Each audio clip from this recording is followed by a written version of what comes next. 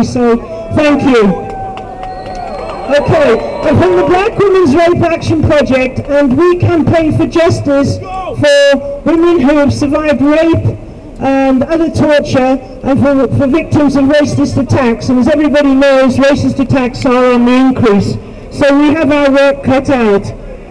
70% of the women who contact us from detention, as Lena mentioned, are rape survivors. They're there because their cases have been abominably handled, mostly by lawyers. They've been refused by a racist system which has no intention of giving safety and protection, and is more about returning as many people as it can to the things they fled. Women in Yars would have described the kind of brutality that resulted in Jimmy Mabenga's death. And we have got chapter and verse statements from women about how they have been so brutally treated. Just one very quick example: a woman who was due to be deported collapsed. She was a sickle cell anemia sufferer. She had a crisis when the guards came for her. They left her for 1 hour on the floor. The so-called nurse from the Yards with Healthcare decided that she was perfectly fit to fly. Shame!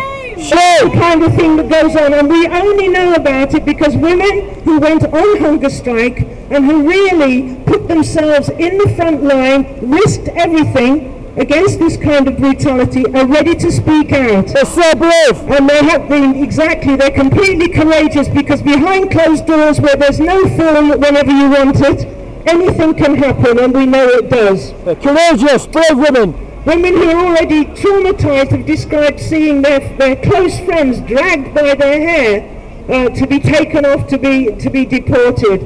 And they still see those kind of things. They have flashbacks 10 months later.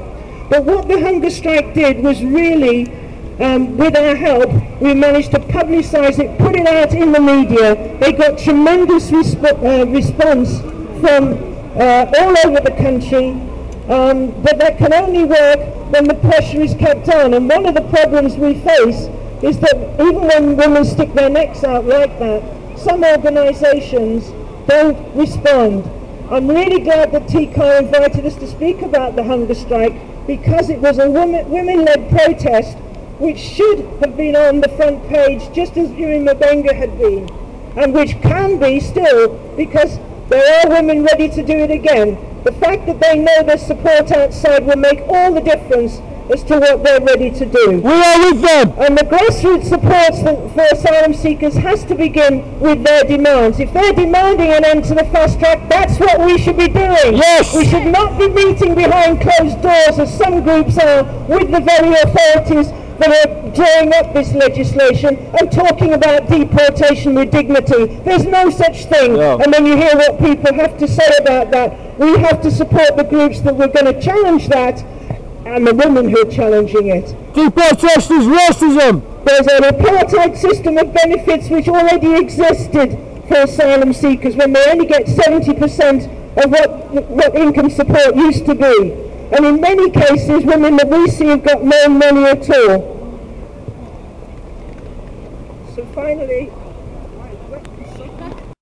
this deep injustice, and now it's pervasive across the whole society. They're cutting everybody back. As James Baldwin said, if they come for you in the morning, they'll come for me in the afternoon. The denial of asylum seekers' rights and entitlements were always what the government had in mind for all of us. For those of us who are black, immigrants, single mothers, low income, disabled, with or without papers. Students are beginning to challenge the cuts. Challenging the injustice that vulnerable people face is a starting point for all of us. Absolutely. Many, many victories. Okay, it's not always that people are doing nothing.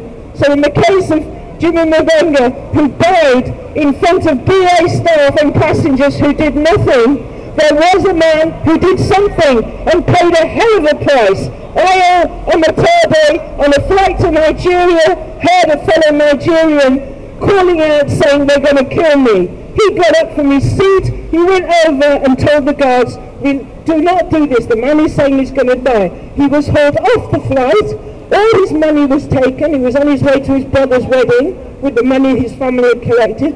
He then had to spend 14 months proving that the money was not the proceeds of crime, and that he was not a terrorist, which is what BA charged him with. Disgraceful! He won, and he showed that it can be done. You can take a stand, and to this day, I'm glad that he did not want on his conscience the death of somebody who was being so mistreated and everybody could see it. And that tells us if we all do things together, we can win, and we intend to win. Thank you. Together we are stronger.